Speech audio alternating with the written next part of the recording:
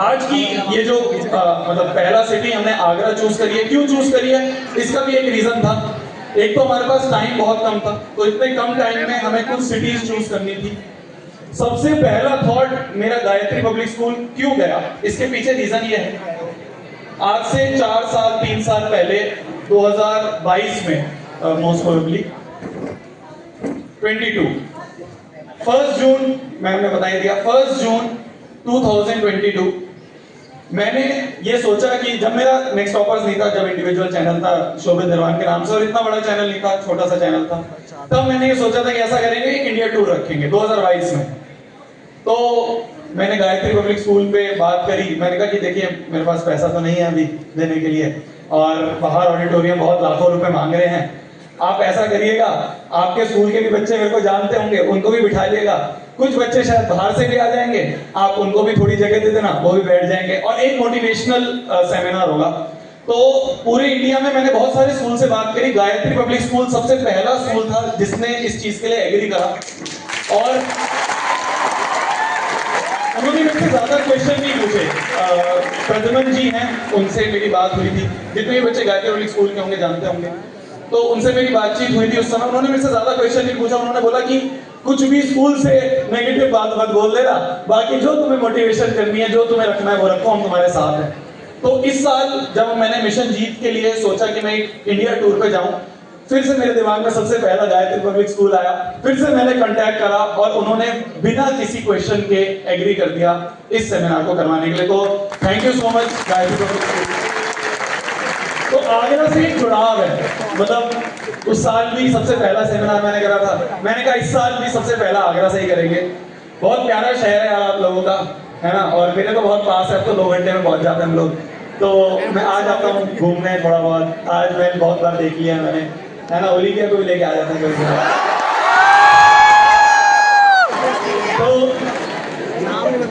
तो इसीलिए आगरा से शुरुआत हुई है। आज का ये जो सेमिनार है, आज का जो ये मिशन जीत का सबसे पहला सेमिनार है, इसकी शुरुआत करूंगा मैं एक स्टोरी से। आप में से कितने बच्चे क्लास 9 10 के हैं?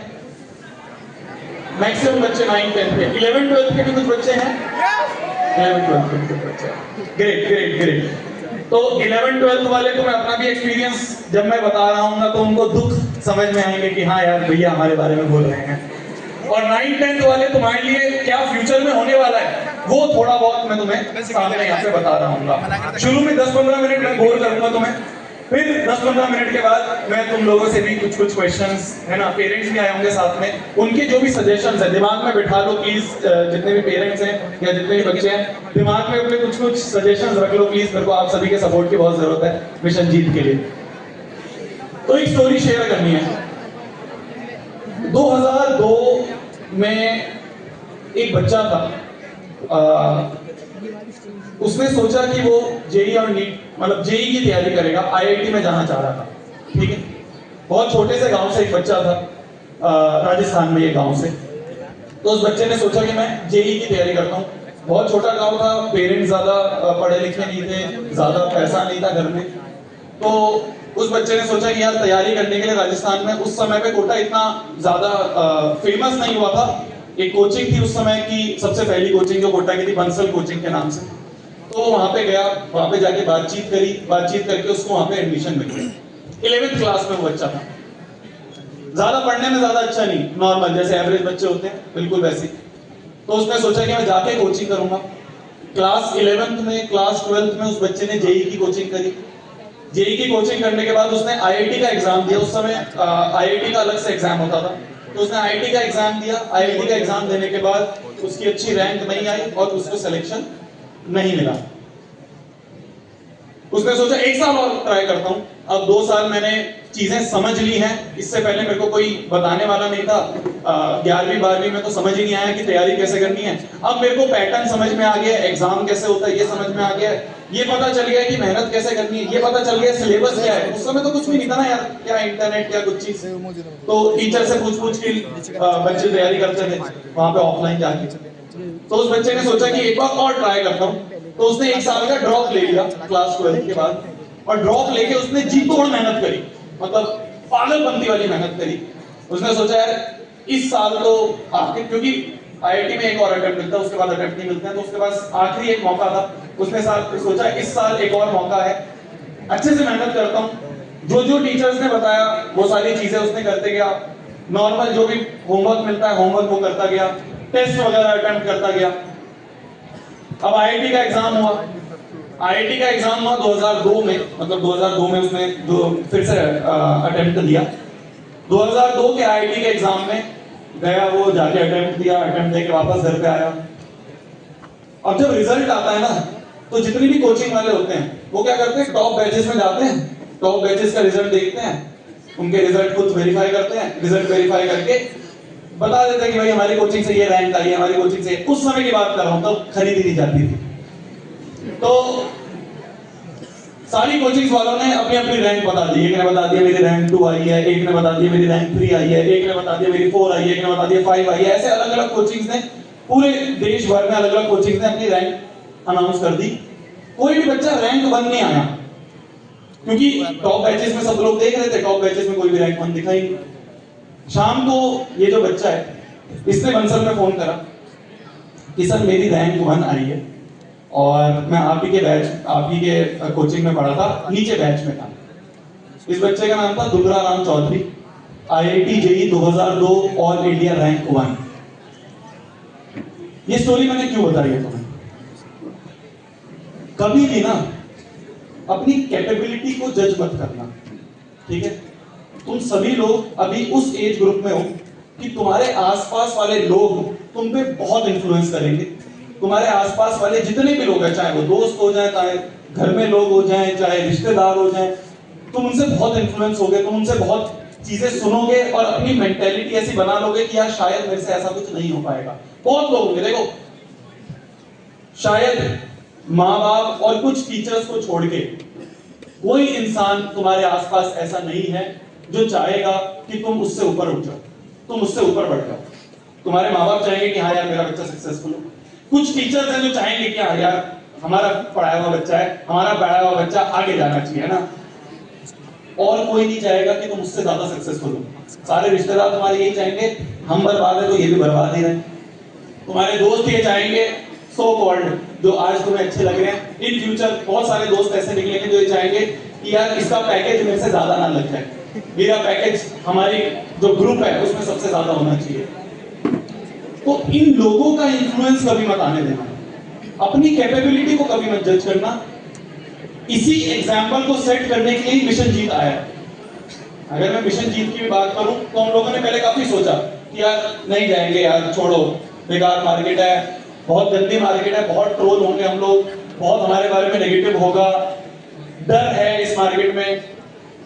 एट दी एंड हमने इस चीज को इसलिए उठाया क्योंकि आपके जो प्रशांत भैया उन्होंने यही लाइन बोली, उन्होंने कहा शोभित अगर अब हमने हार मान ली ना तो एग्जाम्पल सेट हो जाएगा बच्चों के सामने। इतने सारे बच्चे हमें फॉलो करते हैं, उनके सामने एग्जाम्पल सेट हो जाएगा कि जो चीज मुश्किल है ना उसको छोड़ देना चाहिए। हमने कहा ये एग्जाम्पल नहीं सेट होना चाहिए, मुश्किल है, ट्रोलिंग होगी, इमेज के ऊपर बात आएगी, डर है, बहुत सारी चीजें हैं, पर अगर हम पीछे हट गए ना तो बच्चों को ये लग जाएगा कि यार अगर हमारा मास्टर ही पीछे हट गया, अगर हम जिसको रोल मॉडल मान रहे हैं वही एक मुश्किल चीज से पीछे हट गया है, तो फिर बच्चे भी इस पे आगे नहीं जाएंगे, बच्चे भी बहुत सारी मुश्किल चीजों से डरना शुरू कर देंगे। ये एक रीजन है कि हमने मिशन जीत की शुरुआत करी। तुम्हें क्या लग रहा है? तुम लोग सोच रहे होगे कि यार भैया अगर मेरा, मतलब बच्चों के दिमाग में आता है कि भैया अब तो सबको पता चल गया है, रिश्तेदारों को भी पता चल गया, 11th के जो बच्चे वो चीज 11th 12th के बच्चे रिलेट करेंगे। मान लो तुम किसी एग्जाम की तैयारी कर रहे हो, तुम सोचोगे कि यार आसपास रिश्तेदारों को पता चल गया, भैया अगर नहीं हुआ तो क्या होगा, तो इनको बहुत बेइज्जती हो जाएगी, भैया वो सब लोग हंसी उड़ाएंगे, मजाक उड़ाएंगे। मेरा कम उड़ रहा है इंस्टाग्राम पे तुम्हारा तो 4-5 रिश्तेदार उड़ाएंगे, मेरा तो पूरा भारत उड़ा रहा है। समझ रहे हो? डरना नहीं है यार, डरना नहीं है, उड़ाने तो मजाक, क्या हो जाएगा, मैक्स टू मैक्स क्या हो जाएगा, ठीक है 4 लोग अलग हो जाएंगे, हो जाओ भाई, क्या हो जाएगा, तो 4 हेटर्स बन जाएंगे, बन जाने दो। तुम अपने गोल से मत हटो, तुमने जो एक बार ठान लिया ना उससे पीछे मत हटो। अभी बहुत सारे बच्चे तुम बोल रहे हो कि क्लास 9 और 10th के बच्चे हैं, क्लास 9 10th के बच्चों, मतलब 10th के जो बच्चे हैं, अभी तुम्हारा एग्जाम होगा बोर्ड का, ठीक है, बोर्ड का एग्जाम बहुत आसान आता है, पहली चीज, ठीक है। दूसरी चीज तुम सबके भर भर के नंबर आने वाले हैं, बहुत सारे नंबर आने वाले, अच्छे नंबर आने वाले, तुम सारे 100/100 तो मैथ्स में बहुत सारे बच्चे बोल दो।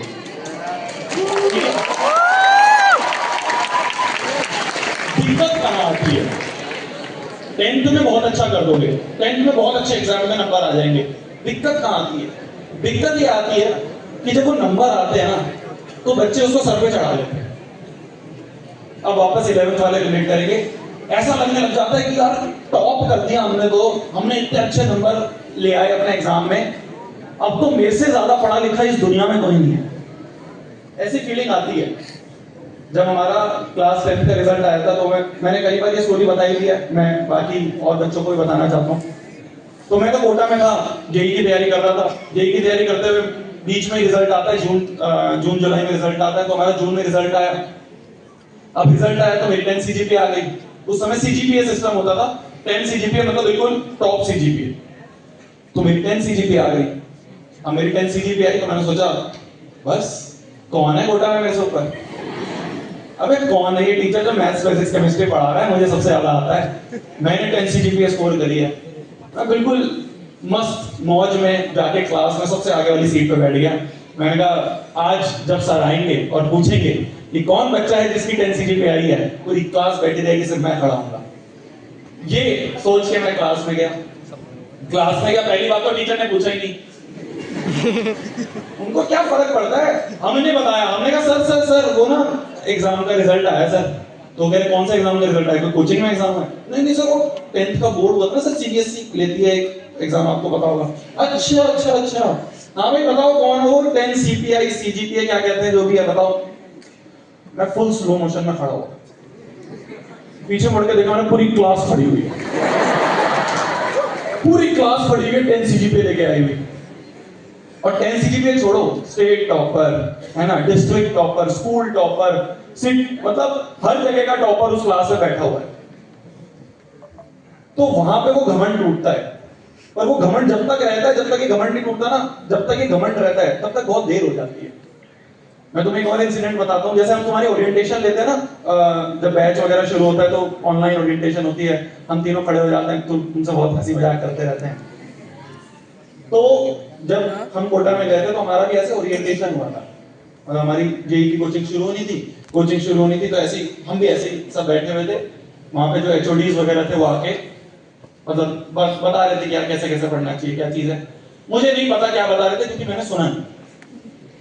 क्यों नहीं सुना? यही घमंड। पीछे बैठा हुआ था बिल्कुल कोने में मैं, ठीक है। मेरे साइड वाला दोस्तों, उस समय स्मार्टफोन का इतना चलन नहीं था, तो मेरे साइड वाला सैमसंग का एज वाला फोन लेके आया था। तो मैं उसका फोन देख रहा था, मैंने कहा यार बढ़िया फोन है, क्या फोन है। फिर उससे पूछा तो कौन सा गेम है वो खिला दे। टीचर बोले जा रहा है, मैं सुन ही नहीं रहा हूँ, पता नहीं क्या क्या चीजें तो उन्होंने बोली। जब रिजल्ट आ गया और उसके बाद धीरे धीरे 11वीं आगे बढ़ती रही, जब दिखा कि यार 11वीं तो एक भारी चीज है यार, 10वीं की तरह नहीं है। जैसे 10वीं में हम कर लेते थे ना कि आखिरी के 14 डेज 14 चैप्टर मैराथन हो जाती है ना, 14 डेज में पूरा मैथ्स खत्म हो जाता है। 11वीं में नहीं होता ऐसे, 14 डेज में तो एक चैप्टर खत्म होता है। तो मैं भी यही सोच के किया ठीक है कर लेंगे, ऐसे मैंने पूरी 11वीं निकाल दी। जब पूरी 11वीं निकाल दी, जब पता चला कि अगर बिना किसी क्या कहेंगे उसे, घमंड के, बिना किसी वो हवाबाजी के, अगर मैं शायद उस समय बैठ के टीचर्स की बातें सुन लेता, शायद मेरे को थोड़ा बहुत पता चल जाता। पहली बात तो मेरे को नहीं पता था उन्होंने क्या बोला, पर अगर मैं सुन लेता तो मेरे भले के लिए तो गाइड कर रहे थे यार। वो यही तो बता रहे थे कि यार 11वीं 12वीं में कोटा में दिक्कतें आती हैं बच्चों को 11th 12th में, पर हम लोग एक अलग लेवल पे होते हैं, अलग कॉन्फिडेंस नहीं बोलेंगे, ओवर कॉन्फिडेंस में होते हैं कि यार हम सुनते ही नहीं आगे सामने वाला क्या बोल रहा है। अभी मैं गारंटी से बोल रहा हूं, 11वीं में जाते ही माहौल जाता है, आसपास वाले बच्चे हो जाएं, तुम्हारा पीयर ग्रुप हो जाए, माहौल ही ऐसा बन जाता है कि हर एक बच्चा अपने आप को बाप समझने लग जाता है। उसे लगता है यार मेरे को सब पता है, कौन है ये टीचर, हमें तो भाव भी नहीं देते, नेक्स्ट टॉपर्स को भाव नहीं देते। यार बच्चे पता है तुम्हें, उन्हें लगता है भाई इनको क्या पता होगा, तो 9वीं 10वीं के मास्टर है, इसे क्या पता, ये तो रूट 3 रिलेशनल प्रूव करवाता है। नहीं हंसी, तुम हंस रहे हो पर ये रियलिटी है, हमें भाव नहीं देते, सोचते इसे क्या ही पता होगा यार। असली तो हमें पता है, हम 11वीं में जा रहे हैं, हम इस फलाना कोचिंग में जा रहे हैं, उस फलाना कोचिंग में जा रहे हैं, हम तो इस चीज की तैयारी कर रहे हैं, हम तो एमबीए की, जेईई की, नीट की तैयारी कर रहे हैं। इन छोटे टीचरों से कोई पूछेंगे? यही घमंड होता है। यही घमंड मेरे भी अंदर था, पूरी 11वीं यही मेरे अंदर घमंड था। मेरे को लगता था कि यार इससे कौन पूछेगा यार, पढ़ने का तरीका हमें पता है, 10 CGPA हमारी आई है। कॉन्फिडेंस होना अच्छी बात है। मैंने तुम्हें बोला कि हाँ यार अपनी कैपेबिलिटी पे जज नहीं करना है, अपनी कैपेबिलिटी पे डाउट नहीं करना है, ये अच्छी बात है। कॉन्फिडेंस होना अच्छी बात है। ओवर कॉन्फिडेंस जहां आ जाता है ना, वहां पे 11वीं बर्बाद होनी शुरू हो जाती है। वहां पे चीजें ऐसा लगता है कि यार साल निकल गया पर कुछ समझ में नहीं आया, साल निकल गया पर चैप्टर छूटे जा रहे हैं, साल निकल गया पर बैकलॉग्स हुए जा रहे हैं। और 11वीं का एक एक चैप्टर एक एक डेढ़ महीने चलता है, कैसे करेंगे बैकलॉग कवर, तो पूरा वहां पे समाप्त हो जाता है चीजें। तो इसलिए जो ओवर कॉन्फिडेंस वाली चीज है ना, मैं इसलिए मिलना चाह रहा था। यही सारे एक्सपीरियंसेस है यार, मैं सामने अपनी गलतियां शेयर करना चाहता हूं, जो मेरे से हुई हैं, जो मैंने करी हैं, वो गलतियां मैं तुम्हें मिशन जीत में शेयर करना चाहता हूं कि यार वो सारी चीजें तुम ना रिपीट करो। क्योंकि हमारे टाइम पे यार ऐसे कोई अपनी एज ग्रुप का बताने वाला था नहीं, जो सामने आके बता दे कि सुन भाई ठीक है टीचर लोग कुछ बोल रहे हैं, तू उनकी बातें नहीं सुनेगा, तेरे को लगता है वो बहुत बड़े हो गए, उनकी तो एज गैप बहुत ज्यादा है हमारे बीच में उनके बीच में, तो तुम्हें लगता होगा कि यार टीचर्स की कौन सुने। मैं तुम्हें बता रहा हूँ, मेरे से 4-5 साल छोटे हो तुम सब, है ना, 4-5-6 साल छोटे होंगे मेरे से तुम सब। मैं तुम्हें बता रहा हूँ बहुत मेहनत करनी है, बहुत मेहनत लगेगी, बहुत कंपटीशन है। डरा नहीं रहा हूं, अवेयर कर रहा हूं, बहुत कंपटीशन है। आगे जो तुम एग्जाम सोच रहे हो, अभी तो ठीक है 9th-10th में तो बोर्ड एग्जाम है, बोर्ड एग्जाम में तो अगर 100 नंबर एक बच्चे के तो 100 नंबर लाखों बच्चों के भी हो सकते हैं। कंपटीशन एग्जाम्स में ऐसा नहीं होता है। कंपटीशन एग्जाम्स में रैंक 1 एक ही बच्चे की आती है, रैंक 2 दूसरे एक और बच्चे की आती है, ऐसे करके रैंक का सिस्टम होता है, और उन्हीं रैंक्स के हिसाब से फिर आपको कॉलेजेस मिलते हैं। तो कंपटीशन बहुत ज्यादा होता है। सिलेक्शन के एग्जाम नहीं कहते हैं, इन्हें रिजेक्शन का एग्जाम कहते हैं। ये एग्जाम सेट ही इस तरह से होते हैं कि आपको कैसे रिजेक्ट करा जाए, कि यार देखते हैं इसने 2 मिनट से कम में इस क्वेश्चन को करा है, इसको एक्सेप्ट कर लेते हैं, बाकियों को रिजेक्ट कर लेते हैं। इस तरह से मार्किंग होती है। तो मेहनत बहुत करनी पड़ेगी, और मेहनत करने से डरना नहीं है यार, ठीक है। आज तक तुम्हारे खानदान में जितनी मेहनत की हुई ना, उससे ज्यादा मेहनत तुम्हें करनी पड़ेगी, तभी तुम कुछ स्टैंड आउट कर पाओगे। क्या मेरी बात समझ में आ रही है? ये तो 2 साल है, ठीक है। तुम जेई में जाना चाहते हो, मतलब मिशन जीत में तो मैं जेई और नीट की बात कर रहा हूं, पर यहाँ पे बहुत सारे बच्चे होंगे जो शायद और भी करियर ऑप्शंस के लिए सोच रहे होंगे, एनडीए वगैरह, और आगे जो बच्चे कॉमर्स में होंगे वो अलग अलग फील्ड से सोच रहे होंगे। सब एग्जाम्स अलग अलग हैं, जरिया सिर्फ एक है, वो है मेहनत। 11वीं 12वीं में जितने बच्चे 11वीं 12वीं में आगे जा रहे हैं, हमारा गोल ये नहीं होना चाहिए कि हमें इस फलाना आईटी में जाना है, इस फलाना एम्स में जाना है, इसमें जाना है, उसमें जाना है। कुछ नहीं लिखा यार, किस्मत में होगा तो ही मिलेगा, ये बात तो बिल्कुल तय है, ठीक है। मैंने भी जेई की तैयारी करी थी, जेई का एग्जाम दिया था, जेई का एग्जाम देने के बाद मैंने इंजीनियरिंग करी आईटी की फील्ड में, ठीक है। आईटी की फील्ड की इंजीनियरिंग करने के बाद मैंने क्लास 10th का चैनल खोला। आज मैं क्लास 10th की मैथ्स पढ़ा रहा हूं। कोई लिंक है कहीं से किसी का भी? कुछ लिंक नहीं है। काफी मेरे मैक्सिमम बैच में जो भी दोस्त लोग थे वो सारे आईटी में ही अपनी जॉब वगैरह कर रहे हैं, मैं अलग निकल के आ गया हूं। तो जो लिखा होगा तुम वहां तक पहुंच जाओगे। एक चीज में कमी नहीं छोड़नी है, मेहनत करनी सीखनी है। ये 2 साल, ठीक है, मैं बिल्कुल मानूंगा। बहुत लोग होते हैं कि यार एजुकेशन सिस्टम ऐसा है हमारा, ये ऐसा है, वो ऐसा है ना, इसमें प्रैक्टिकल नॉलेज पे ये नहीं होती बात, वो नहीं होती, सब साइड की बातें। मेन चीज है हमारे एजुकेशन सिस्टम में मेहनत करना सीख जाते हैं। मुझे याद है जब मैं काफी बार मैंने अपनी 11th की कोटा की भी स्टोरी सुनाई है। एक टाइम ऐसा आ गया था कि पता नहीं क्या आया था दिमाग में, मतलब एक तो थोड़ा सा डिप्रेशन भी बोल सकते हैं। ऐसा लग रहा था कि यार मैं भी मेहनत कर रहा हूं, पर यार आसपास वाले बच्चे ऊपर बैचेस में जा रहे हैं, मैं क्यों नहीं जा पा रहा। ऐसा फील होता है, तुम्हें भी होता होगा कि यार भैया उससे ज्यादा मेहनत मैं कर लेता हूं, उससे ज्यादा मेहनत मैं कर लेती हूं, पर उसके नंबर आ जाते हैं यार, मेरे नहीं आ पाते।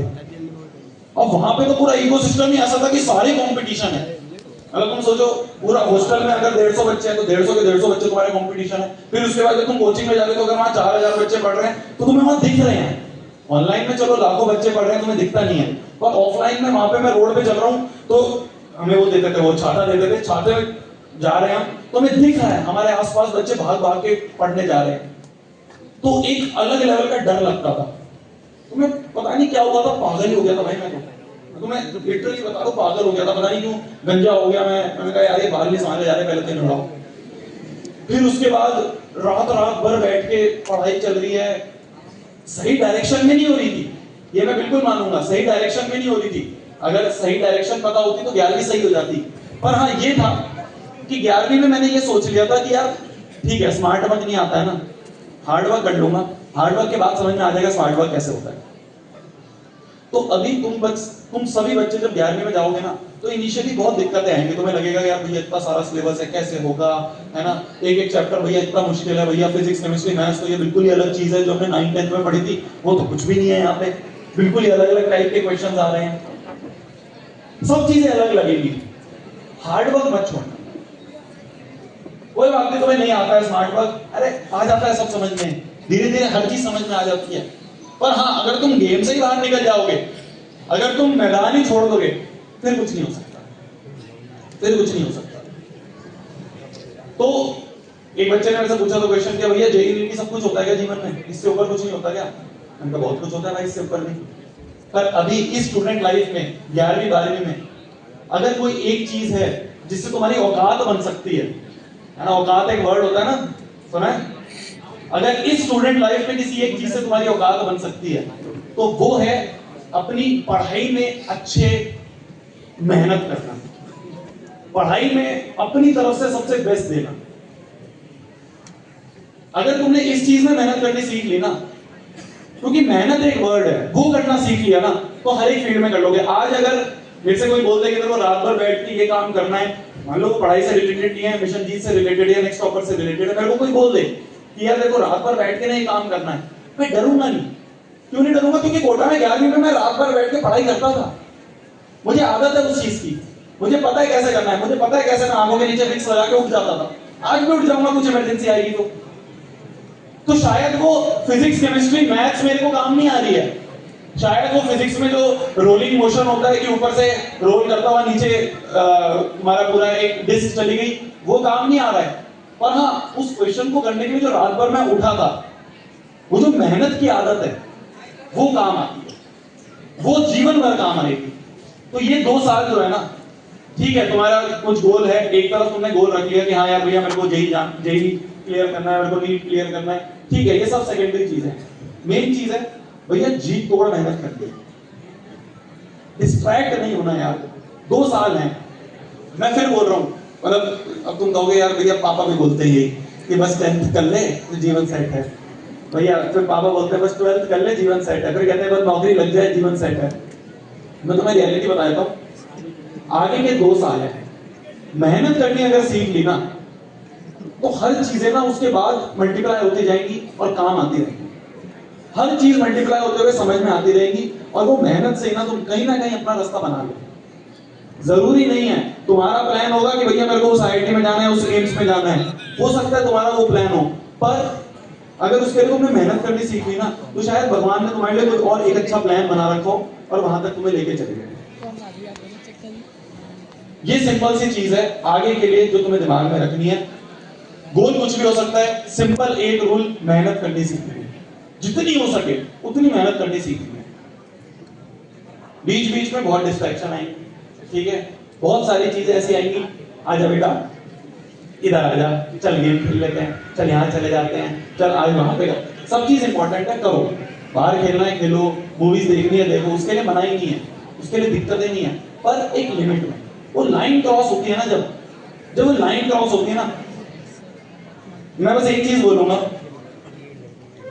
अपने आप से मक्कारी मत करो, सिंपल, अपने आप को धोखा मत दो। अगर तुमने अपने आप को धोखा देना शुरू कर दिया ना, फिर कुछ फायदा नहीं।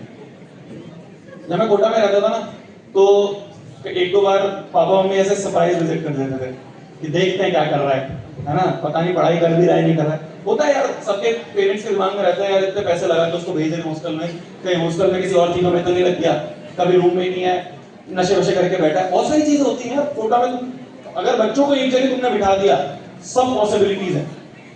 तो कई बार ऐसे सरप्राइज विजिट कर लेते थे, आके देख लेते थे, या तो मैं पढ़ता हुआ मिलता था या मैं सोता हुआ मिलता था, इन दोनों के अलावा और किसी कामों में नहीं गिरा, इससे क्या हुआ ना, माँ बाप के अंदर एक ट्रस्ट आ जाता है। तुम में से बहुत सारे बच्चों को क्वेश्चन होगा कि भैया पापा मम्मी को कैसे समझाएं यार, आप तो बोल रहे हो कि ठीक है मेहनत कर लो, पर नंबर नहीं आ रहे तो पापा मम्मी को कैसे समझाएं भैया। पापा मम्मी तो इस चीज को नहीं देख रहे ना, सब देखते हैं, सब देखते हैं, उन्हें पता है तुम कितनी मेहनत कर रहे हो। अगर कर रहे हो तो, अगर तुम कर रहे हो ना, तो वही पेरेंट्स हैं तुम्हें आके रोकेंगे कि बेटा रुक जाओ, थोड़ी देर आके खाना खा ले साथ में। अगर तुम जेन्युइनली मेहनत कर रहे हो तो सब पेरेंट्स मान जाते हैं, हर पेरेंट मान जाता है। मैं तुम्हें बता रहा हूँ ना, अरे मेरे घर में कब महाभारत हुई थी क्या यार। जब मैं स्कूल अपने कोचिंग में था, वो उसमें था, कॉलेज में था, तो मैंने कहा मैं प्लेसमेंट नहीं लूंगा। मम्मी का इमोशनल ड्रामा शुरू। मैंने कहा मैं कॉलेज छोड़ रहा हूँ, सेकंड थर्ड ईयर में बोल दिया ना मैं कॉलेज छोड़ रहा हूँ। मम्मी ने कहा ठीक है तू छोड़ दे कॉलेज, हमसे मत बात करियो, ये मत करियो, वो मत करियो, पहला पूरे खानदान का एक तो पहला इंजीनियर बनने जा रहा है, और तब भी तेरे अंदर ये चौड़ आ गई है, क्या है ये यूट्यूब, क्या है ये 1 मिलियन 2 मिलियन तो बहुतों के हो जाते हैं, तेरे अंदर क्या है ऐसा। तो बहुत बातचीत हुई बहुत, कहते हैं ना वो कोर्ट में होता है ना, तारीख पे तारीख। मैं लेके आया, मैं वकील बन के आया कि जज साहब ये चीजें देखो, ऐसे ऐसे कर लूंगा, आगे ऐसे ऐसे पैसे कमा लूंगा। एट दी एंड एक वे आउट ये निकला कि हाँ यार तो अपनी डिग्री कर ले, उसके बाद तेरा जो मन करे वो करियो। तो घर पे एक डिग्री लेके आ गया, तो उन्होंने कहा डिग्री लेके आ जा। उनका चलो ठीक है, डिग्री के लिए थोड़ी मेहनत कर लेंगे। तो गए, डिग्री लेके आ गए, संतुष्ट है, उस चीज में खुश है। आज वो हर चीज में साथ में सपोर्ट भी कर रहे हैं कि ठीक है यार तुम नेक्स्ट टॉपर्स में जो करना चाह रहे हो वो करो, मिशन जीत करना चाह रहे हो वो करो। मिशन जीत जब लॉन्च हुआ था पापा साइड में खड़े थे नीचे स्टेज पे, कितने बच्चे, अगर कोई दिल्ली से आया उसको दिखाओ। तो पेरेंट्स मान जाते हैं। पहली चीज ट्रस्ट बना लेना। इन दोनों सालों में, ये जो 11वीं 12वीं में तुम जा रहे हो, इन 2 सालों में सबसे ज्यादा ट्रस्ट टूटता है पेरेंट्स का बच्चों के ऊपर से। क्योंकि ये जो तुम चीजों में चले जाओगे ना कहीं कहीं, और तुम फिर पकड़े जाओगे कि ये पकड़ा गया, अब ये करता हुआ पकड़ा गया, अब वहां मूवी देखता हुआ पकड़ा गया, बोल के गया था ट्यूशन जा रहा हूं वहां पकड़ा गया है। यहां पे जो होता है ना, यहां पे ट्रस्ट टूटता है, ठीक है, यहां पे ट्रस्ट टूटता है। अगर तुम ये ट्रस्ट बनाए रखोगे कि हाँ यार पापा जो है या मम्मी जो है वो बोल के जा रहा हूं, वैसे ही कर रहा हूं, तो हर चीज में आगे सपोर्ट मिलेगा। ट्रस्ट बनाना बहुत जरूरी है। जितनी मेहनत करते हो तो मैंने देखा हुआ है, वो अपने आप समझ जाएंगे कि हाँ यार मेहनत अपनी तरफ से बेस्ट कर रहा है, मेहनत अपनी तरफ से बेस्ट कर रही है। वही पेरेंट्स हैं शुरू में शायद बोलेंगे कि हाँ यार हमें इस कॉलेज में जाने का गोल बनाओ, उस कॉलेज में धीरे धीरे जब उन्हें दिखेगा कि हाँ मेहनत कर रहा है। तो मेरे पापा ने भी एक बार बोल दिया था जब मैं जेईई की तैयारी कर रहा था, तो उन्हें दिखा यार ये तो ऐसा ना हो कि लटक वटक जाए, इतना पागल हो चुका है ये लोग। तो पापा ने बोल दिया था कि हमें तेरी कॉलेज से कुछ मैटर नहीं करता है, तो अपनी मेहनत कर बेटा, अपनी तरफ से बेस्ट दे, हमारे लिए उतना ही बहुत है। तो अगर उन्हें दिखेगा वो अपने आप तुम्हारा सपोर्ट करना शुरू कर देंगे। तो एट द एंड उनके पास बात वही आती है, 2 साल है, क्रूशियल साल है जिंदगी के, मेहनत कर लो इसमें, अपनी तरफ से बेस्ट दे दो इसमें। मैं 24/7 तुम्हारे लिए खड़ा हूं, 24/7। जिस टाइम तुम बोलोगे ये यार देखो, मैंने तुम्हें क्या बोला है, कोई बैच नहीं है यार अभी। अगर ऐसा होता तो हम तो बैच ले आते कि चलो जी जेईई का बैच है, जी नीट का बैच है, जी 4000 में 5000 में ये बैच। अभी कुछ है ही नहीं, टीचर ही नहीं है अभी तो लोग ही नहीं है, अभी तो ऑफिस फाइनल हुआ है हमारा जाके, अभी कुछ नहीं है। हर चीज धीरे धीरे विद टाइम बनाएंगे, विद टाइम अच्छे लोगों को साथ में जोड़ेंगे। तुम्हारे लिए जो बेस्ट हो सकता है वो बेस्ट हम देने के लिए ट्राई करेंगे, उसके लिए हम खड़े हैं। जो गाइडेंस शायद हमें नहीं मिली थी, टीचरों को क्या होता है यार मैक्सिमम, मतलब अब उनके इंसेंटिव्स इस तरह से बनते हैं, उनके जो जेईई नीट के मैं बात कर रहा हूँ, कोचिंग के जो टीचर्स होते हैं, उनका ये है कि यार उनको सिलेबस कंप्लीट करवाना है, तो वो लोग सिलेबस कंप्लीट करवाने में ज्यादा फोकस करते हैं। हमने भी यही देखा था, कोई ये गाइड नहीं करता है कि यार पढ़ना कैसे है। अरे इतना बड़ा पहाड़ आ गया है, एक ट्रिग्नोमेट्री जो 10th में पढ़ी थी जिसमें से 3 फॉर्मूले थे, 300 फॉर्मूले आ गए हैं। इन 300 फॉर्मूलों को कैसे याद करें, कैसे समझें, कैसे ये जो अलग अलग टाइप के सवाल आ रहे हैं इनको कैसे अटेम्प्ट करें, ये गाइडेंस देने के लिए मैं तुम्हारे साथ मिशन जीत पे खड़ा, हमेशा खड़ा। आगे जो चीज, जिस चीज में तुम्हें नीड चाहिए होगी गाइडेंस की, जिस चीज में तुम्हें हेल्प चाहिए होगी गाइडेंस के लिए, मैं करूंगा। यही है। मैंने कितना 15 मिनट बोल के मैंने 20-25 मिनट में बोल कर दिया है, ठीक है। तो ये कुछ चीजें थी जो मैं सोच के आया था आप सभी के साथ डिस्कस, मतलब मैं बोलूं शुरुआत में। अब इसके बाद मैं ऑडियंस में मतलब एक बार पूछना चाहता हूँ कि अगर किसी का कुछ सजेशन है, देखो मैं फिर बोल रहा हूँ शायद सारे आंसर्स मेरे को ना पता हूँ, मैं बिल्कुल इस चीज पर एग्री करता हूँ, मेरे को भी हर चीज का आंसर नहीं पता होगा कि आप पूछ लो कि भैया ये बताओ कैसे होगा, शायद मेरे को ना पता हो। ये एक ओपन डिस्कशन की तरह मैं रखना चाहता हूँ, कुछ 8-10 सवाल हम लेंगे या सजेशंस हम लेंगे, उनमें शायद आपके पास ही किसी और के पास आंसर भी हो तो वो हाथ खड़ा करके आंसर भी बता सकते हैं, ठीक है? तो शुरुआत करते हैं कुछ अगर किसी के दिमाग में माइक्स हैं आपके पास टीचर, रुको माइक को कर दो, किससे बोलेगा तू? माइक तो चाहिए ना, रुको आराम से बैठे रहो, आराम से बैठे रहो, आराम से। हाँ, कितने जो स्कूल के बच्चे हैं, गायत्री स्कूल के बच्चे हैं? वाह यार, तुम जानते हो मेरे को? कितने? अच्छा, कोई ऐसा है तो मेरे को बिल्कुल नहीं जानता है कि कोई दोस्त खींच के ले आया कि आ जाएगा टाइम पास करेंगे, तुम नहीं जानते? नहीं जानते? थोड़ा बहुत जानते हो? अच्छा, आप नहीं जानते? नहीं जानते? कैसा लग रहा है? बोर लग रहा हूँ है? ऐसा लग रहा है पता नहीं कौन आ गया पका रहा है, बोर कर रहा है, नहीं लग रहा है? चलो आ जाओ। हाँ जी, पहला क्वेश्चन या सजेशन जो भी तुम चाहते हो। 10th की कैसी चल रही है तुम्हारी तैयारी, ये भी तो बता दो। बहुत बेकार, ये फेल होने वाले हैं, टॉप करेंगे। कहना चाहते ना? अबे मेरा फोन वहीं आया था कुछ। हाँ जी बताइए सर। और ऊपर रखो माइक। सर मैं नमस्ते सर। नमस्ते।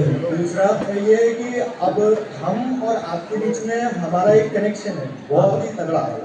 उसका एक रीज़न है बिकॉज हम सब चाहे 10th हो 11th हो बहुत तगड़ी मेहनत करते हैं, पढ़ते हैं। जब हमें लगता है कि सुबह क्लास हो रही, क्या रात भर तक पढ़ रहे हैं, सुबह उठे, ये सारी चीज़ें कनेक्शन बैठ जा रहा है हमारे बीच। तो और अभी 11th के लिए भी जो टीचर आया उनसे भी ये हमारा हुआ है। बट ये मेरा सवाल है कि ये जो बॉन्ड है स्टूडेंट का और टीचर का, अब हो सकता है कि आपकी तरह नहीं, अपने मेहनत की तरह की जैसे आप बात करते हो मेहनत, हम अपने आप में आपको देखते हैं कि इसको लगता है कि हम मुझे मेहनत करनी है, मजे से पढ़ रहे हैं। तो और प्रशांत भैया वो खुशी से हम पढ़ रहे हैं और मेरा अच्छा सोचना सिखा रहे हैं। तो क्या ये बॉन्ड जो टीचर्स वगैरह होंगे वो बना पाएंगे? जो टीचर्स और आएंगे हाँ। साथ में, वो उनके बारे में पूछे कि वो बॉन्ड हम लाएंगे कैसे? हम लाएंगे कैसे? वही तो मैं बता रहा हूँ तुम्हें, अभी कोई नहीं है। अभी मिशन जीत में अकेला मैं खड़ा हूँ, बाकी हमारी टीम है, मतलब एकेडमिक की बात कर रहा हूँ, अकेला मैं खड़ा हूँ। साथ में जो हम और लोग लाएंगे, जो हम टीचर्स लाएंगे, वो हम लाएंगे इस तरह से जो तुम्हारे साथ वो बॉन्ड बना सके, जो तुम्हारे साथ, जैसे मैं तुम्हें मैथ्स की क्लास में बीच बीच में पढ़ाता हूँ ना, स्टोरी सुना के, है ना? हाँ बोल रहे हैं, देख रहे? तुम बोल रहे थे गाइडेंस की, तो कह रहे हैं हम पकाता है।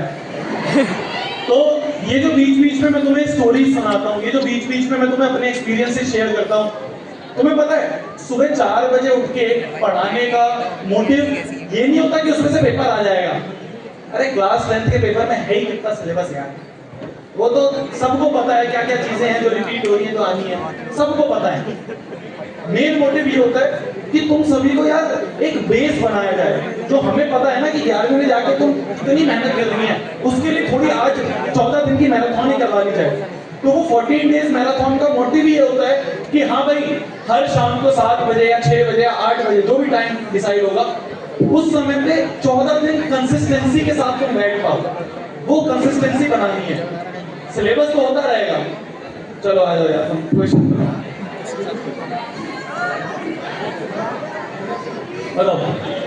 हेलो सर, मेरा बेटा उत्कर्ष अरोड़ा, ये 10th में है, बोर्ड्स की प्रिपरेशन कर रहा है। सबसे पहले तो सर बहुत बहुत thank you. Without any coaching, कोई भी मतलब बाहर से कोई कोचिंग नहीं ले रहा है, खुद से स्टडी कर रहा है। सारे रिश्तेदारों को पहले तो यही हैरानगी हो रही है कि बिना किसी कोचिंग के बोर्ड्स दे रहा है, सिर्फ यूट्यूब पे करके कोचिंग पे, बस इसी से ही हो जाएगा। लेकिन सर जब मैं उसकी नोटबुक में देखती हूँ उसका एम, उसके फर्स्ट पेज पे 100 आउट ऑफ 100। सर डेफिनेटली पहले तो आप में मुझे उसकी छवि दिखाई देती है और मुझे लगता है कि शायद हमें मौका मिलेगा कि हम भी आपको बुला सकें कि आप हमारे घर पे आओ। सर देखो इसने 10th में कितने अच्छे मार्क्स लिए। हम सीरियसली जब देखते हैं आपकी वीडियोस, मैं खुद इसके साथ बैठ के देखती हूँ वीडियोस, मुझे ऐसे लगता है कि जैसे कोई शायद कोई फरिश्ता मेरे बच्चे के लिए उसकी लाइफ में आया है।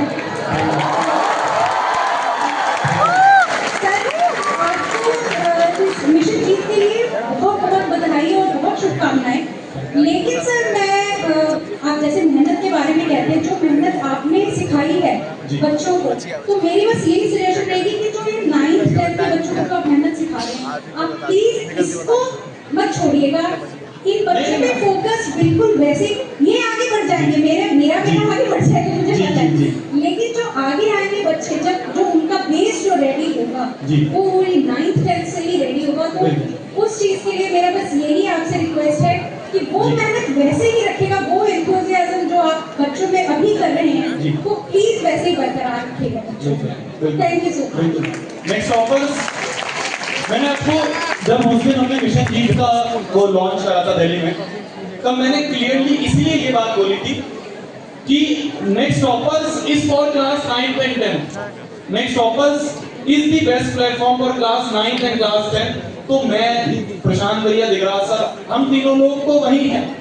मिशन जीत एक नया मिशन या नया वेंचर बोल सकते हो, जो कि हम कोशिश करेंगे स्पेशलिस्ट बन जाए फॉर जेईई एंड नीट। जैसे नेक्स्ट टॉपर स्पेशलिस्ट है, जैसे तुम आसपास अपने बच्चों से दोस्तों से पूछते होंगे, वो बताते होंगे कि नेक्स्ट टॉपर स्पेशलिस्ट है 9th 10th के लिए, ऐसे ही हम मिशन जीत को बनाना चाह रहे हैं। जीत का मतलब ये है जेईई प्लस नीट इज जीत, तो उसके लिए हम इसको प्लेटफॉर्म को बेस्ट बनाना चाह रहे हैं, जिससे कि आगे जो है ना, अरे तुम अभी जाओगे ना, तुम अपने 11th वाले बच्चों से, दोस्तों से पूछना कितना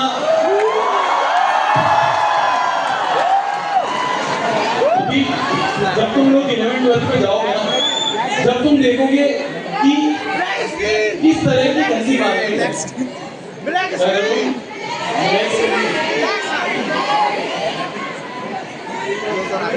चलो आ जाओ, नेक्स्ट क्वेश्चन। हेलो भैया। रुकना नहीं होता, मैंने क्या बोला तुम्हें, बहुत डिस्ट्रैक्शन आएगी, रुकना नहीं है, ठीक है? चलो। हेलो भैया। हेलो जी, हेलो भैया। मैं अभय आरम दोनों बैच की थी एंड आपने मुझे बहुत हेल्प आउट किया, पहले thank you so much. And भैया मैं ये बोल रही हूँ, जैसे अगर कोई जेईई या नीट के अलावा प्रिपरेशन कर रहा है, कोई और स्ट्रीम ऑप्ट कर रहा है, हाँ। जैसे ह्यूमैनिटीज या कॉमर्स, तो दिगराज सर खड़े हैं उसके साथ कुछ बिल्कुल है। तो सर ये पता नहीं था, मतलब ऐसे इन्फॉर्मेशन नहीं है। मैं दिगराज सर को बोल दूंगा एक बार क्लास में आके अनाउंस कर। Please sir, please, thank you so much sir, privilege, thank you sir.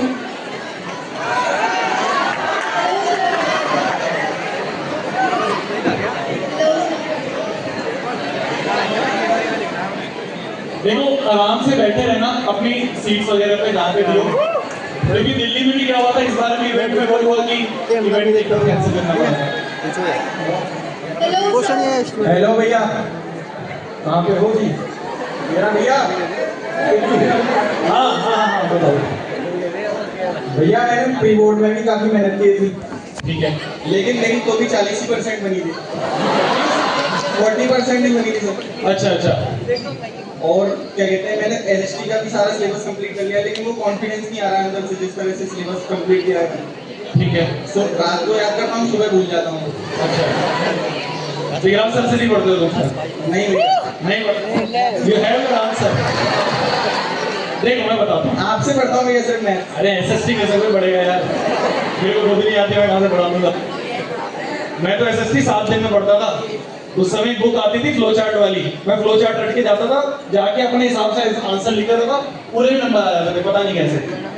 तो देखो जो तुम्हारा क्वेश्चन है ना सबसे पहला वाला कि भैया प्री बोर्ड में बहुत मेहनत करी, 40% किया है, ठीक है? बैठ जाओ एक बार, मैं बताता हूँ। अब भैया को ध्यान से फोटो भी, क्या फोटो लाओ, राजीव ले लेना फोटो। देखो अबे इधर भी देख लो, सारे पीछे देखने लगे, क्या दिख रहा है पीछे? कौन दिख रहा है पीछे? अपने आप ही कुछ नहीं। सुनो, Good afternoon, sir. बोलिए। My name is Kavya and कल मेरा मैथ्स का प्री बोर्ड है। बताइए जी। Thank you so much. Pre board 1 में मेरे 60 में से 59 आए। ठीक है। एक आई गेस एमसीक्यू वगैरह में करते हैं, बट स्टिल अगर मैं सिंपल में सॉल्व करती हूँ तो एक ना एक गलती निकल ही जाती है। गलती भी नहीं, लाइक क्वेरी, बट एग्जाम में हो ही जाता है ऑटोमेटिकली। बट जब मैं सेकंड बार रिवाइज करती हूँ पेपर, मेरी रिपोर्ट में 9 मार्क्स की गलती निकली, जो कि मैंने सेकंड बार रिवाइज करके लिख दिया। बट वो सिली मिस्टेक नहीं, प्लस माइनस में गलती हो जाती है। इंस्टेड ऑफ अपनी प्रैक्टिस करने पर आपके सारे बुक लाइक जो आप ऑनलाइन क्लासेस में करवाते हैं, सब करने के बाद भी 2-4 मार्क्स कट ही जाते हैं। एंड मेरी मम्मी की वो 2-4 मार्क्स क्यों कटे तेरे, जब तू इतना पढ़ रही है तो क्यों कटे तेरे? मैं क्या बोलूं इसका?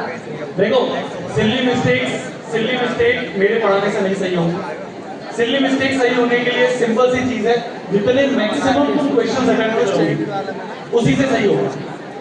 शुरुआत में जैसे मैंने बताया था, जब एक बार आरंभ जब शुरू हुआ था तो मैंने ये बताया था कि कैलकुलेशंस की थोड़ी ज्यादा प्रैक्टिस करो। यार दिन में 5 सवाल उठा लो, ठीक है, रैंडमली अपने आप ही 5 सम लिख दिए, जैसे बचपन में करते हैं ना 4 3 7 8 मल्टीप्लाई बाय 1 2 4 8। करो 4-5 सवाल सुबह सुबह उठ के, अपने आप करोगे। क्योंकि दिक्कत क्या आती है ना, जैसे ही हम क्लास 10th में आ जाते हैं हमें ये लगता है कि यार मैं कैलकुलेशन करूंगा। तुमने देखा मैं क्लास में अगर 17 into 4 भी होता है, कई बार तो मैं करके दिखाता हूँ।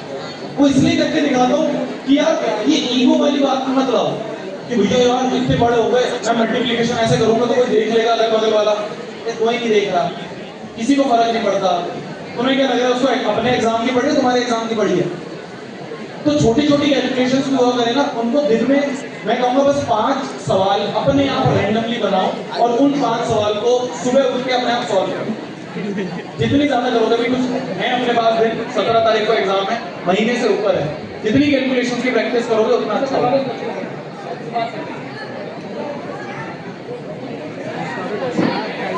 हेलो भैया। हेलो हेलो भैया। हाँ जी, हेलो सर भैया, my name is Pratibha Khandelwal.